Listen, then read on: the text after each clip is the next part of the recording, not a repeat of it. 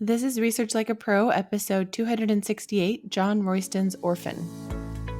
Welcome to Research Like a Pro, a genealogy podcast about taking your research to the next level, hosted by Nicole Dyer and Diana Elder, accredited genealogist professional.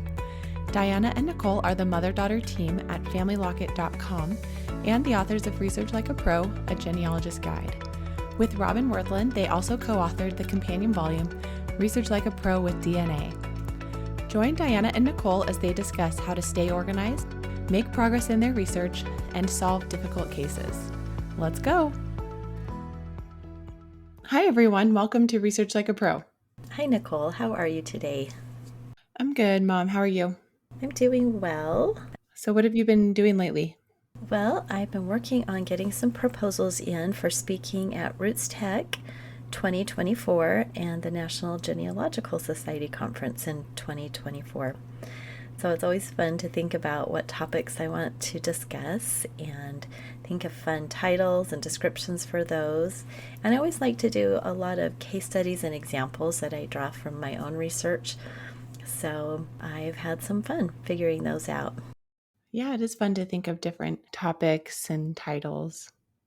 For our announcements today, we have our Airtable quick reference guide available. If you've heard us talking about Airtable, we use it for genealogy research logs, and you may want to try it too. So if you're new to Airtable, you might want to look into getting our Airtable quick reference guide, a 4-page PDF you can download and learn about Airtable. Next month, our Research Like a Pro webinar series will feature Heidi Mathis, one of the researchers on our Family Locket genealogist team, and she will be teaching about Burkhard Schlag, a mid-19th century German case with indirect evidence.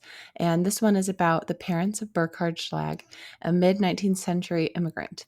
And it talks about using indirect documentary evidence that points to the parents. She also will talk about if DNA will provide evidence to support the hypothesis. So it should be great. We hope to see you there. For regular updates about our classes and products, join our newsletter so you can get that every Monday and learn more about the podcast and blog posts and different things that are come out. There's a few upcoming conferences. The Utah Genealogical Association Summit of Excellence, which is virtual.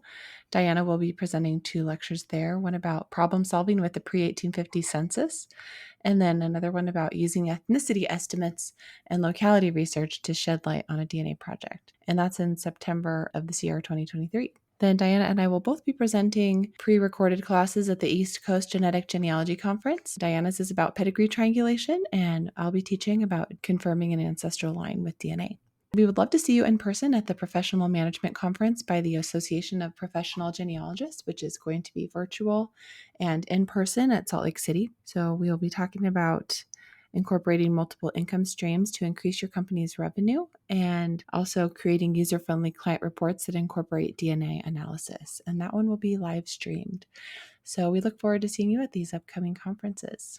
Wow, there are some fun conferences coming up. I am really excited for the in-person PMC, that professional management conference, and to get to present with you. So that'll be awesome. Yeah. Well, we have a listener spotlight. This is from Arch Stanton 91821, and this was about episode 267, the Pennsylvania Germans, that we shared about my Eisenhower family. And the review said, I visited the Eisenhower home in Kansas, and the tour guide told me that the Eisenhowers lived in Elizabethville, Pennsylvania, before they moved to Texas and Kansas. Elizabethville is not far from Harrisburg. So that's fun. I am assuming that the Eisenhower home was for perhaps the president, Dwight Eisenhower, who is our 4th cousin. So it's always fun to get a little bit more information about the family, and I definitely want to do the research and see, what they have found about the Eisenhower origins there in Pennsylvania. I know that's been heavily researched, but I would love to review it and learn more about them and maybe visit that area. Yeah, that was a fun review. Thank you. Today we're talking about John Royston's Orphan and the lottery that he won. Do you have ancestors that were lucky? Maybe things always went their way, or maybe they really did win a lottery. John Royston's Orphan was lucky. He won a lottery, but not your typical lottery that we think of today. This was a land draw. We were also lucky that this record that mentions John Royston's Orphan was created because it became a key piece of evidence in linking generations. So he was part of the Georgia 1827 land lottery. And Georgia is a state land state, and that means that the state was responsible for distributing land. It was coming available because of the Creek Nation land treaties. So when a land cession occurred, Georgia would hold a lottery to distribute the land. Land lotteries occurred 8 times between 1805 and 1833. The Georgia Archives holds these records and details a general pattern for the lotteries. The General Assembly passed an act authorizing the lottery and detailed who was eligible and the fees that would be associated with the land grant. Then surveyors laid out the land in districts and lots and sent these numbers to the governor's office. Next, eligible citizens would then register their names in their county of residence. The names were sent to the governor's office where they were copied onto tickets and placed in a large container called a wheel. This wheel started with the second lottery. A second wheel held the district and lot numbers. Before 1820, blank tickets were added so the numbers of both wheels would be equal. Then, governor-appointed commissioners drew a ticket from each wheel. If the ticket was blank, the person received nothing. If the ticket named a district or lot number, the person received that land parcel. This was known as a fortunate draw. After 1820, when the blank tickets were not added to the wheel, any person's ticket remaining in the wheel was considered a blank. The fortunate drawers could then pay a fee and take out a grant lot for his land parcel. If the person did not take out the grant, the land reverted back to the state to be sold to the highest bidder. Thanks for going through that.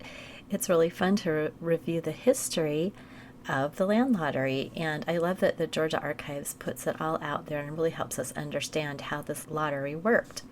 What we have to understand, of course, is that as in any lottery, not every entry was awarded land, but the land lottery lists of applicants have been preserved, and those can give important genealogical information, especially when we combine it with the eligibility requirements. So, as we have already hinted at, a fortunate drawer of the 1827 land lottery was known as John Royston's Orphan. When we abstract the information from the official land grant, which was dated 21 December 1831, we get this information. It was granted unto John Royston's Orphan of Gaines District, Morgan County. It was for 202.5 acres in the 20th District, 1st Section in Lees County, Lot 18. So, that's some great information, but it does raise more questions, as in who was John Royston and what was the eligibility requirement for an orphan in the 1827 land lottery. So, who could be John Royston's orphan?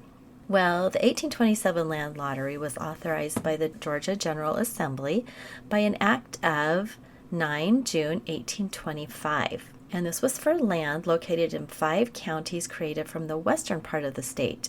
These were known as Indian lands, and it made up Carroll, Coweta, Lee, Muskogee, and Troup counties. Each lot was to be 202.5 acres, and the fortunate drawers were to pay the grant fee of $18 per land lot. Now, the 1827 lottery had 17 categories for a person entitled to a draw, and each was very specific. So, if you were a married man with a wife or son under 18 years, or an unmarried daughter, if you had a 3-year residence in Georgia, and you were a citizen of the United States, you would have 2 draws. Single women were not allowed a draw, but if you were a widow or a wife or a child whose husband or father had been absent from the state for 3 years, you were entitled to a draw. If you were physically or mentally disabled male or female, you were entitled to a draw. Several of the categories provided for children under 18 who were illegitimate or whose father was dead or absent from the state. And these generally included the requirement of either birth in the state or a 3-year residence in Georgia. Now we have military service in the Revolutionary War, War of 1812, or Indian Wars. That was recognized with veterans, widows, or orphans of veterans named in several of the eligibility requirements. But the Act of 1825 also had exclusions. Any fortunate drawer in a previous lottery, anyone who refused service in the War of 1812 or Indian War, and anyone who deserted from military service, a tax defaulter, or any convict in the penitentiary. For the 1827 land lottery, the most applicable requirement for the orphan of John Royston was this one: the wife or children of any man who was absent from Georgia for 3 or more years. And these were treated as widows and orphans, and any lots won were vested in them as though the absent husband were deceased. Yeah, that's really cool that they had all these different people that could be included in the lottery. Right? And the amount of detail in those categories. I mean, I just noted a few, but there were 17 categories. And this is the same for each of the years of the lotteries. There's a lot of lotteries. And if you have someone who was an unfortunate drawer, even if they didn't get a draw or got a blank, they still felt like they were able to receive this, and so you could still draw some genealogical information from them as to if they're a resident of the state or whether they were an orphan or married or widowed. These really are great records to dive into and understand. Yeah, that's such a good point that even if our ancestors didn't win the drawing, they were still maybe listed here, and it can help us to understand more about them. Right. Well, let's talk more about John Royston. Why do we think this is so applicable to him? Did he leave Georgia? Well, no 1810 census returns exist, so John's household with Polly cannot be examined, sadly. But he disappeared from the records until 1814 when Polly petitioned the Georgia Assembly for a divorce. And on what grounds did she list? Well, desertion of herself and 3 children. She also suspected that John had another wife in South Carolina. In the petition, Polly gives the following information regarding the family, showing that John had abandoned his Greene County family. It says, John hath for the last 6 years, without any kind of just reason or provocation, withdrawn himself entirely from the bed and board of your petitioner, leaving her with 3 small children to support and educate without any kind of aid or assistance from him. John had another wife living in the state of either North or South Carolina. And lastly, Polly swore that, having made inquiry and caused inquiry to be made by her friends and acquaintances in the different parts of the state of Georgia, she has been entirely unable to learn anything of the said Royston or his residence. So after this petition, the state legislature granted the divorce, and John doesn't appear to have contested it. He applied for a land patent in Bullitt County, Georgia in 1814, so he does seem to have moved from Greene County, but he doesn't appear on any census or any other record after 1814 until his name appears on the 1827 Georgia Land Lottery in connection with the orphan of John Royston. Well, one thing I should mention here is that there is a marriage record for John Royston and Polly Cessna in 1803. We didn't really introduce Polly, but there is a marriage record for them. And then we have this divorce record for them. And so he has apparently taken off, and I think he died because I think he was born about 1750 based on other records tracing him back to Virginia. And so it just makes sense that he probably had died by then, or perhaps he was out somewhere in the woods and they never found him. But let's talk a little bit about Polly. She is an important part of this as well. Polly had a marriage before John Royston. So at least 10 years before her marriage to John Royston, she had married Samuel Cessna of Greene County, Georgia. So this is all taking place right in Greene County. No marriage is extant for this marriage, but we do have a court record, and this was dated 21 March 1793, and this gives us the indirect evidence for the marriage. And in the document, Samuel Cessna is relinquishing 2 Negro women who were assigned to Polly Baker by the will of Robert Baker. And when I first got this record, I really had to read it several times to understand what was going on. It just has a lot of legalese, and it's a lot of people, and it's kind of confusing, but it does give us some really good information. So I'll just read it, and our listeners can try to decipher it. Maybe somebody will write us a comment with some additional ideas. So it says, I, Samuel Cessna of Greene County, for the consideration of one Negro boy named Isaac, give up all the right and title to a Negro woman named Ag and her daughter Hannah, which Negroes it is presumed I have held in reversion by virtue of the will of Robert Baker deceased, which Negroes in said will was assigned to Polly Baker by said Robert Baker deceased, which right in reversion I do hereby relinquish for myself and my heirs, to Thomas Baldwin in consideration of the above Negro Isaac. Signed, Samuel Cessna, witnessed James Taylor, received of Thomas Baldwin on account of his being guardian for Polly Baker, now Polly Cessna, full satisfaction for bonds, bills, debts, dues, and demands from the beginning of the world to this day, being the 21 March 1793. So you can see why that, when I first read it, was confusing. But I pulled out some important details. That Polly Baker is probably the daughter of Robert Baker, since she is assigned 2 Negro women in his will. It makes sense that he would be leaving his daughter, these enslaved women, and sadly, that will is nowhere to be found. Sometimes we have that case where the original is gone, but then we have these court records later that hint at a record. Thomas Baldwin was appointed the guardian of Polly Baker, indicating a close relationship, so I'm not sure what that is, but her daughter, who we think is her daughter, has the middle name of Baldwin, so I'm wondering if perhaps it was maybe her mother's maiden name and this was an uncle. Still work to be done on that, but Thomas Baldwin is definitely an important person, and Polly Baker is now Polly Cessna, and that gives us the indirect evidence of the marriage to Samuel Cessna by 1793 when this record is dated. So it was a fun record to really understand what was going on. Now, following the divorce from John Royston, Polly moved her family west to neighboring Morgan County, Georgia, and I believe that she reverted to Cessna as her surname because there are records for her as a Mary Cessna or an M Cessna, and they're all connected to either Robert and Samuel Cessna, who are her sons, or to her son by John Royston, who is Thomas Beverly Royston. So this is a cluster of people, these Cessnas and Roystons, that all end up in Morgan County.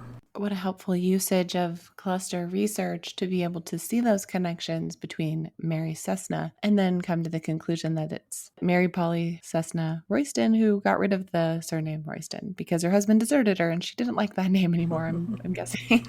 And you know, a fun thing is this idea of Polly being a nickname for Mary, and that was a common nickname, but in, I believe it's the divorce record, she actually goes by both Mary and Polly within the record, referring to the same woman. So that was good direct evidence. This is actually the same woman going by these 2 different names in the same document. Oh, funny.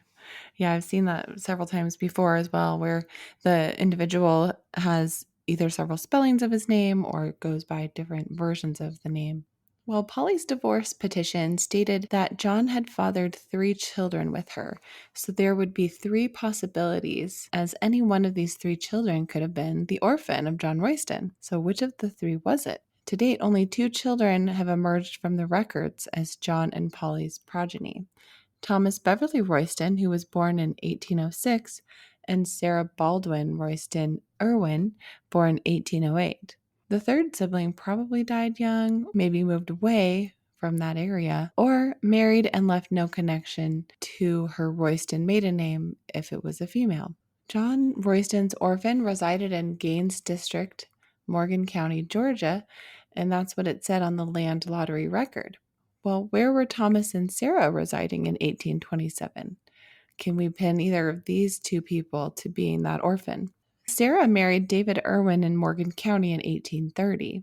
Thomas paid taxes in the same county in 1831. Morgan County neighbors Greene County, and perhaps after the divorce, Polly moved her family to this new area.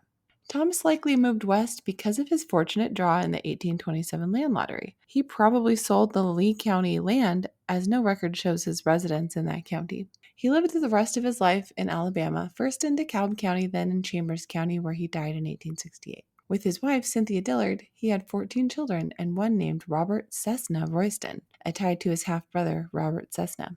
Perhaps the luck of the draw enabled Thomas to strike out on his own and establish his own family. Sometimes our ancestors just got lucky.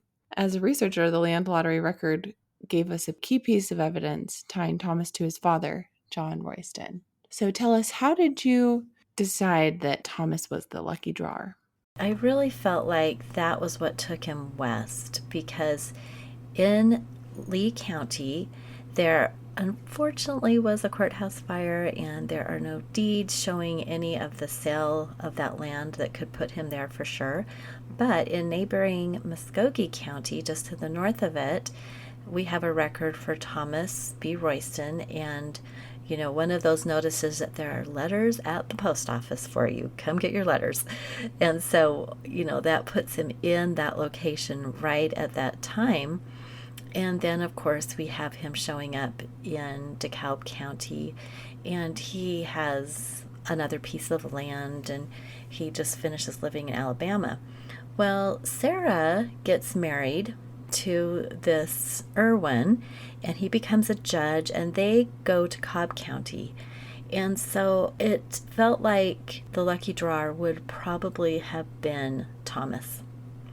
Unfortunately, I don't have one piece of a record that really tells me for sure, but it just makes more sense. Or maybe even she assigned it to him. I don't know. But we do have that he paid his, I think it was $18 he had to pay to have that granted to him. And so somebody did something to get that actual land grant rather than just turning it back to the state if they didn't want to pay up for it. Yeah, it was $18 per land lot. So he paid the grant fee, and it seemed like they were all there in Morgan County by this time. So it definitely was one of those children.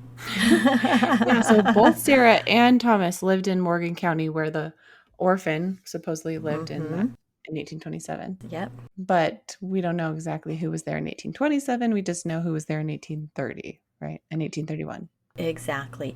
Now, there are tax records that put the Cessnas. So these Cessna boys, Samuel and Robert, were half siblings to the Royston children, by virtue of Polly being the mother of both.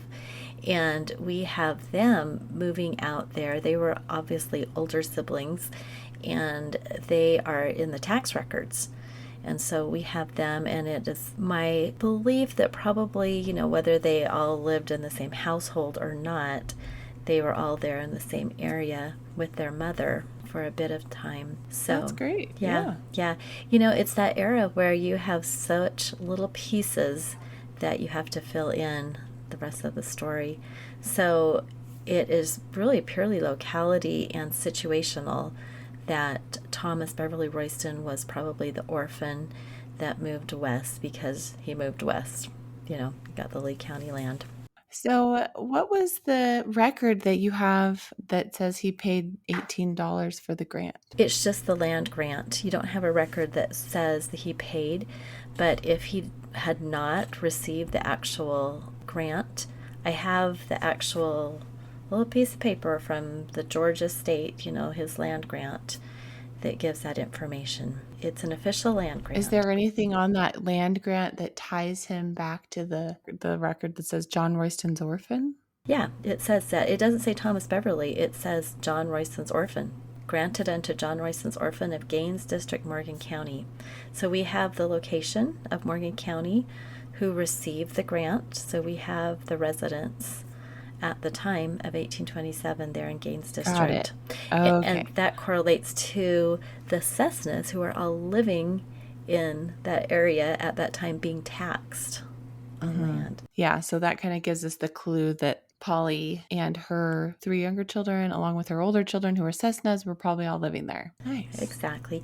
And there is another record we didn't talk about where we learn more about these exact names of the children, and it's more of the Samuel Cessna's estate in the court records, and it gives the actual names of the children as Robert and Samuel and Elizabeth Cessna, who are the children of Samuel Cessna, and it's showing that Mary Royston is providing for the bed and board of Elizabeth Cessna. I mean, it's her mother, but in the court records, it sometimes can be worded kind of funny.